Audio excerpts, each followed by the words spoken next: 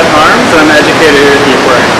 We focus on kind of unique aspects of sharks and kind of misconceptions, like the fact that people think they eat all the time, when in reality they only eat, somebody in the wild might only eat once every 2 weeks or once a month. Ours here, we only feed them about 3% of their body weight a week.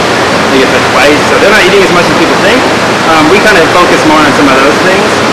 People think that they're out there, a little more aggressive than they are in the wild. We have dive shows twice a day, so we have divers in there 4 times a day. I think just having divers in the water with sharks, makes people think, oh, maybe they're not quite as scary as they're made out to be. There's definitely an animal to respect. When we go in the ocean, we're land animals, so we're in their environment, so they're definitely more adapted to that than we are. But we try to stress that our divers don't touch them, we don't feed them in the water, they're wild animals. They're maybe a little bit more accustomed here to having divers than they would out in the ocean.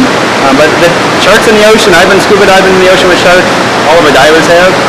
They act pretty much the same way out there. So that's one thing we try to stress, let people know that this is their normal behavior. It's not the normal behavior to be sneaking up on people or necessarily animals from below. They will eat a lot of fish, but all the sharks we have in here have different adaptations to eat different things. I would like to point that out too. There's that reputation, there's blood in the water, like in Finding Nemo, that the sharks go crazy, but they don't. Yeah, the most common things we always say are sharks are more active at sunset and sunrise. That's usually when the bait fish and things are switching over, and they don't see quite as well then either. So it's probably the worst time to be in the water, statistically. I always avoid areas where there's a lot of bait fish.